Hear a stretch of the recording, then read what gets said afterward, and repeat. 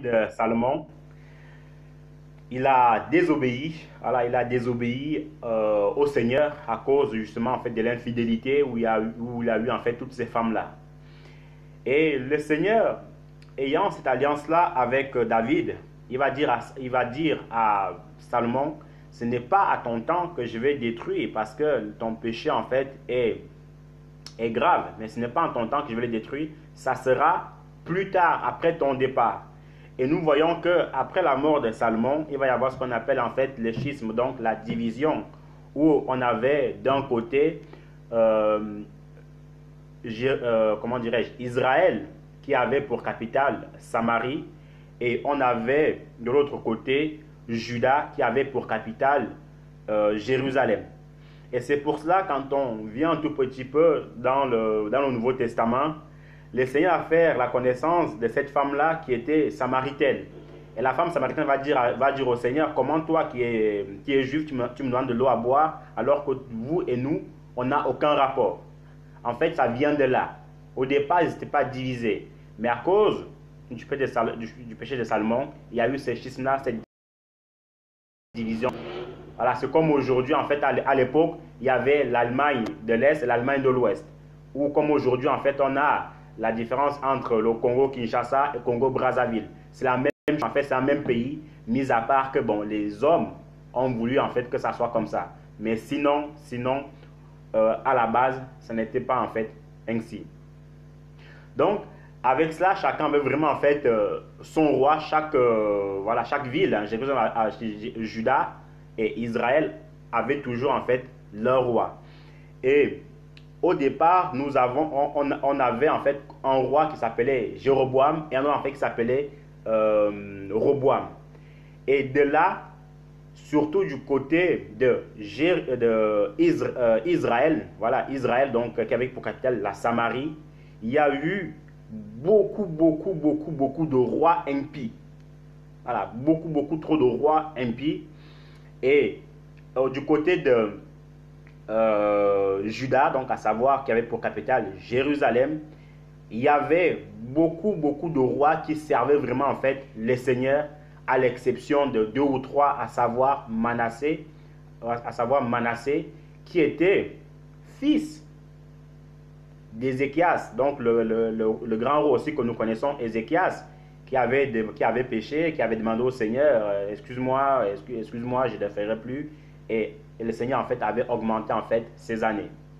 Donc, ces péchés-là, surtout des rois d'Israël, quand on parle aussi du roi d'Israël, on ne peut pas oublier Akab, avec Jézabel, un roi impie, où on dit, en fait, que quasiment, il n'y a eu aucun roi en Israël qui a fait autant de péchés que Akab, ainsi que sa femme Jézabel.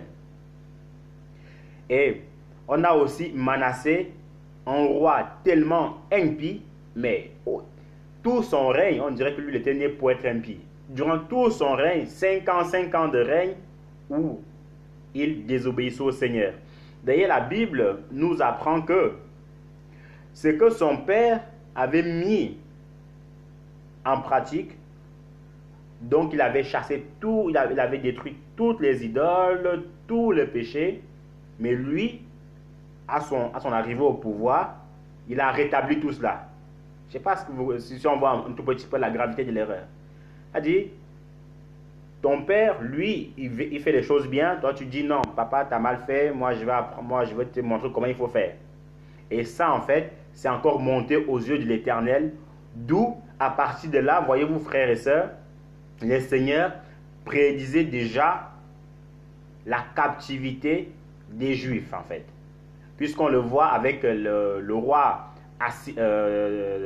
assyrien qui avait envoyé, qui commençait en fait à envoyer des messages de menaces à Ézéchias, que sur qui tu comptes? N'es-tu pas au courant de ce que j'ai fait au roi égyptien? Donc, c'était en fait les prémices d'une captivité. Et par la suite, au temps de son fils Manassé, au temps d'autres rois, le péché en fait va continuer. Et après cela, le Seigneur va envoyer le roi babylonien, à savoir Nebuchadnezzar, pour mettre fin à tout cela, en gros, pour assujettir Jérusalem, pour détruire le temple du Seigneur construit par le roi Salomon, pour prendre en captivité vraiment tout l'or, tout l'argent, mais vraiment tout ce qui se trouvait dans ce temple-là. Je ne sais pas si on s'imagine un tout petit peu, avec tout l'or que Salomon avait, avec tout l'or qui se trouvait en fait dans ce temple. D'ailleurs, la Bible nous dit que dans le temple de Salomon, frères et sœurs, dans le temple de Salomon, il n'y avait que des assiettes en or. Il n'y avait que des assiettes en or. Et un tout petit peu d'assiettes en argent. Je ne sais pas si on arrive un peu à s'imaginer le taux de luxe en fait qui se trouvait dans le temple de Salomon. Alors si déjà dans le temple de Salomon il se trouvait toutes ces choses-là, à combien plus forte raison on pouvait voir de l'or dans le temple du Seigneur, puisque Salomon mettait toujours en fait l'accent sur plus les choses de Dieu que sur ses propres choses. Parce qu'on le voit, il a commencé à construire le temple du Seigneur avant de construire le sien. Et le temple du Seigneur, tellement les travaux allaient vite, il a construit en fait en 7 ans. Et le sien, il a construit en fait sa maison, le palais royal, il a construit en fait en 13 ans. Donc à l'arrivée du roi Nebuchadnezzar, ils ont tout pris. D'ailleurs, c'est un des versets qui a justement en fait suscité cet enseignement où, quand on le lit, on peut avoir les larmes aux yeux, on peut se dire, mais qu'est-ce qui s'est passé? Qu'est-ce qui s'est passé? On voit le général des armées de Nebuchadnezzar, Nebuzaradan, qui va mettre le feu. 2 Rois 25, verset 11 au verset 21. Je vais le relire de ce côté. 2 Rois 25.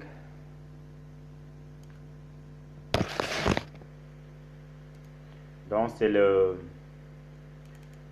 dernier chapitre du livre de 2 Rois. 2 Rois 25, le verset 11 au verset 21. Et Nebuzaradan, prévôt de l'autel, transporta à Babylone le reste du peuple, savoir ceux qui étaient demeurés de reste dans la ville, et ceux qui s'étaient allés rendre au roi de Babylone, et le reste de la multitude. Néanmoins, le prévôt de l'autel laissa quelques-uns des plus pauvres du pays pour être vignerons et laboureurs. Et les Chaldéens mirent en pièces, mirent en pièces les colonnes d'airain qui étaient dans la maison de l'Éternel. Je ne sais pas si on se souvient je pense que c'était les 2 colonnes en fait, qui se trouvaient en fait dans le temple, les 4 colonnes. Il y avait Yakin et puis avant une autre colonne, il y avait un autre nom.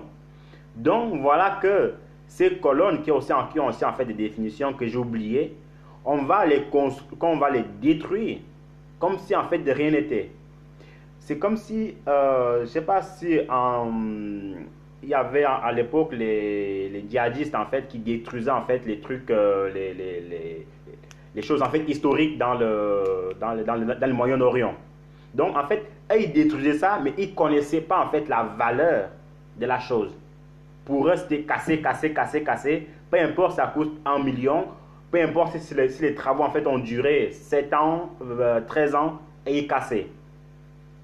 Sans avoir eu connaissance du nombre d'années, nombre de travail et le coût en fait que cela a coûté.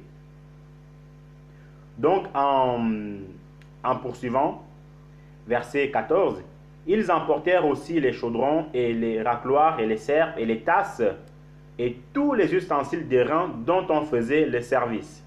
Le prévôt de l'autel emporta aussi les encensoirs et les bassins et ce qui était d'or et ce qui était d'argent.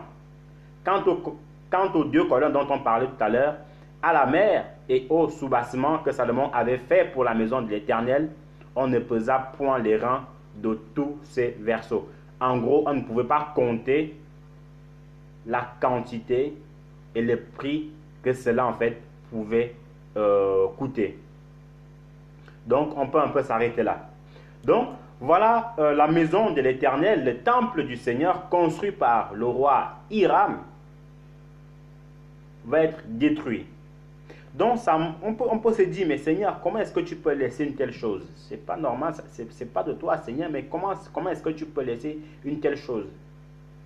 Avec toute la peine qu'on a pris, avec tout l'or qui se trouve là-dedans, qu'est-ce qui s'est passé? La seule réponse est que c'est comme ça, c'est ça le Seigneur, c'est ça Dieu. C'est-à-dire quoi? C'est-à-dire que quand on pêche et qu'on continue à pêcher, qu'on ne se répand pas et qu'on ne se remet pas en question, alors le Seigneur envoie soit nos ennemis pour nous remettre en place, pour nous remettre en fait les idées en place, ou soit il nous punit. Donc voilà en fait cette punition, et les Babyloniens, dont Nebuchadnezzar et son général, ils vont tout emporter dans leur pays. Et tout en lisant, vous avez vu en fait que ces gens-là vont emporter beaucoup de Juifs. Ils vont emmener beaucoup de Juifs, à savoir le corps d'armée des généraux de Salomon aussi, les généraux de Salomon. Ils vont emporter les chefs restaurateurs de Salomon. Ils vont aussi en fait emporter beaucoup de personnes, à savoir Néhémie, à savoir Zorobabel, à savoir Esdras. Donc toutes ces personnes en fait faisaient partie des gens qui étaient déportés. Et j'attire aussi notre attention par rapport à quelque chose. C'est que la Bible dit en fait qu'il y a eu un reste qui était resté. Un reste qui était resté. Et c'est ce reste-là, voyez-vous, frères et sœurs, quand les Juifs, on va le voir par la suite, vers la fin comme ça, quand les Juifs voulaient revenir à Jérusalem pour rebâtir le temple du Seigneur, en fait, ce sont ces Juifs-là qui ont mis les bâtons dans les roues à Néhémie, à Esdras, ainsi de suite, puisqu'ils voulaient construire avec eux, mais parce qu'ils avaient plus en fait la même mentalité. Les Juifs qui étaient déportés, et ils sont seulement venus pour construire l'édifice en fait du Seigneur. Alors que ceux qui étaient restés, bon, aussi en fait, ils avaient le droit, mais les ennemis et tout ça, ils avaient une seule mission, ils devaient en fait l'accomplir. Donc en poursuivant un tout petit peu, nous voyons ce roi impie qui va tout emporter, il va tout prendre, il va casser, mais vraiment tout.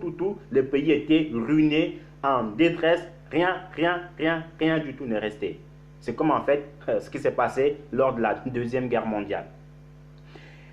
Et quelques années plus tard, quand on arrive en fait dans le livre de Esdras qu'on a lu, le Seigneur va susciter en fait un roi, donc le roi Cyrus, donc un roi perse. Il va lui dire que maintenant tu vas faire un édit, donc en gros un décret ou un arrêt, que tous les Juifs devaient retourner à Jérusalem pour reconstruire le temple du Seigneur. Tous les Juifs devaient retourner chez eux pour remettre les choses en ordre, pour reconstruire Jérusalem. Et dans ce retour-là, nous voyons Néhémie, Esdras, Zorobabel. Il y avait aussi un Josué. Bon, ce n'était pas le Josué qu'on connaît, le fils spirituel de Moïse. C'était un autre Josué. Sinon, il serait ressuscité. Sinon. Et il y avait aussi en fait Esdras. Donc, Esdras va commencer la première partie des travaux. Il va y avoir des difficultés. Mais par la grâce de Dieu, en fait, le temple va être rebâti. Et chemin faisant, il va y avoir l'arrivée de Néhémie. Mais Néhémie, en fait, lui, c'était plus en fait au niveau de la muraille de Jérusalem. Et par la grâce de Dieu, Néhémie aussi, en fait, va faire un très bon travail. Donc, c'était un peu ça le but du Seigneur. Et aujourd'hui, par la grâce de Dieu, pas aujourd'hui, sinon ça sera en 2019. Donc, après que tout cela en fait soit rebâti, frères et sœurs, quelques années plus tard, des milliers d'années plus tard, d'après les recherches, d'après les historiens, le roi, donc l'empereur Titus, voilà l'empereur Titus, il a détruit de nouveau en fait ce temple-là. Il a de nouveau en fait détruit puisque l'empereur là étant romain, et nous savons que dans le Nouveau Testament, les Juifs et les Romains ne s'entendaient pas. D'où on voit que quand Jésus-Christ en fait homme était sur terre, les Juifs, les pharisiens pensaient qu'il était venu vraiment comme libérateur, comme les guerriers avec les armes pour les délivrer des Romains. Alors que non. Tout cela en fait parce que il y avait toujours cette guerre-là entre les Juifs et les Romains. Donc cet empereur-là, c'était en l'an 70, exactement d'après les historiens toujours, le 25 mai l'an 70, voyez-vous. Donc il va assujettir une fois de plus Jérusalem. Il va de nouveau détruire ce temple-là que les Néhémie, les Esdras avaient construit. Comme si de rien n'était. Hein. Donc on détruit comme ça, comme si de rien n'était, ainsi de suite, ainsi de suite. Et aujourd'hui, frères et sœurs, comme il y a très très longtemps de cela, les Juifs sont en train de le reconstruire actuellement. Les Juifs sont en fait en train de le reconstruire. Vous pouvez chercher ça sur Internet. Même, il y a même des vidéos dessus sur YouTube. La reconstruction en fait du troisième temple. Là, on parle en fait du troisième temple. Donc, en gros, quand on dit troisième, ça veut dire qu'il y a eu le premier, il y a eu le deuxième. Le premier ayant été construit par Salomon. Le deuxième ayant été construit par Zorobabel, Esdras, Néhémie. Maintenant, les Juifs actuels, même il y a pas mal de temps, sont en train de le reconstruire. Et je me rappelle aussi, en fait, dans les années 2009, ce qui me motivait aussi plus avec le Seigneur, c'était que celui qui m'avait parlé du Seigneur la toute première fois, parfois le matin comme ça, il me parlait, il me disait, écoute frère, il faut vraiment en fait que tu mettes ta vie en règle, parce que là, le temple du Seigneur en fait est en train d'être construit, et la construction, la finition de ce temple-là, ça annonce en fait le retour du Messie. En fait, c'est l'un des signes qui annonce ici en fait le retour du Messie, donc le retour de Jésus. Donc, on ne sait pas quand est-ce qu'il sera terminé, mais là, il est en train d'être terminé. Donc, il faut que tu mettes ta vie en règle.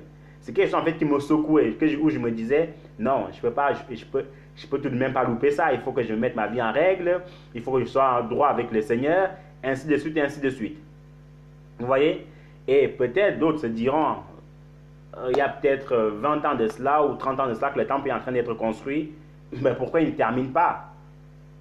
C'est parce que le Seigneur dit dans sa parole que Dieu ne tarde jamais dans l'accomplissement de sa promesse, mais il use de patience en nous afin que beaucoup ne périssent point, mais que tous soient sauvés. Ça veut dire quoi? Ça veut dire que si ce temple qui annonce la venue du Seigneur n'est pas encore terminé, c'est parce qu'il veut que beaucoup rentrent encore dans l'arche de Noé de manière spirituelle. En gros, qu'on mette notre vie en règle. Parce que comme on nous a toujours exhorté, c'est que quand le Seigneur reviendra chercher les siens, ceux qui vont rester, ce sera très, très, très, très grave. Et c'est pour ça qu'il ne veut pas qu'on reste, il veut que nous soyons tous sauvés. Voilà pourquoi en fait ça tarde comme ça. Parce qu'il sait que le jour où il viendra, ce sera terminé. Bien évidemment, il y aura toujours ce qu'on appelle en fait la grande tribulation, le second jugement et tout ça. Mais il vaut mieux participer au premier retour du Seigneur. Il vaut mieux participer en fait au premier enlèvement. Parce que si déjà on a du mal à participer le premier, n'imaginons pas le deuxième. Donc voilà pourquoi en fait le temps n'est pas encore terminé, mais il est en train d'être terminé. Et quand il sera terminé, le maître en fait ne saura tarder. Donc et aujourd'hui en fait, toujours avec les informations, c'est que beaucoup de juifs retournent, pas forcément hier, ni après, ni il y a 3 jours, non. C'est depuis des années, beaucoup de juifs en fait sont en train de rentrer petit à petit chez eux. Ils sont en train de rentrer petit à petit chez eux pour la reconstruction en fait de ce temple-là. Et beaucoup de juifs en fait riches investissent en fait, font des dons pour que ce temple en fait puisse être rebaptisé. Parce que c'est un édifice en fait très intéressant, très important pour les Juifs. Vous imaginez, c'est comme si en fait il y avait un monument historique, mis à part que là c'est pas forcément un monument, mais c'est quelque chose en fait de symbolique que le roi Salomon en fait avait construit. D'où les Juifs sont vraiment en fait pressés pour que ça soit reconstruit, pour que ça soit rebâti. Et beaucoup d'autres en fait font des dons pour que le temple soit rebâti. Donc voilà un peu l'encouragement, l'enseignement de cette soirée que le Seigneur voulait nous donner, à savoir quoi? À savoir que, le temple du Seigneur construit par le roi Salomon avait été détruit à cause du péché des rois qui l'ont suivi, à savoir Manassé, ainsi de suite. Et que ce temple avait été détruit par le roi babylonien Nebuchadnezzar avec son général d'armée Nebuzaradan. Et que le Seigneur, toujours dans son amour, il va susciter des personnes, à savoir Néhémie, Esdras, Zorobabel, pour le reconstruire. Et quelques années plus tard, des milliers d'années plus tard, il va encore avoir un autre roi impie, excusez-moi comment de le dire, parce qu'il y a toujours des gens, un autre roi impie, ou plutôt en fait un empereur, l'empereur Titus, qui va encore venir le détruire, donc 70 ans après Jésus-Christ, pour le détruire. Et aujourd'hui, ce temple-là est en train d'être reconstruit. Et quand il sera terminé, c'est l'un des grands signes majeurs qui annonce le retour du Seigneur. Ce sont des informations véridiques qui existent en fait sur Internet, que le temple en fait est en train d'être reconstruit. Et quand il sera reconstruit, frères et sœurs, il faut ouvrir les yeux. Donc, que le Seigneur nous bénisse abondamment, que le Seigneur soit glorifié. Et je repasse en fait la parole au frère Prosper. Amen.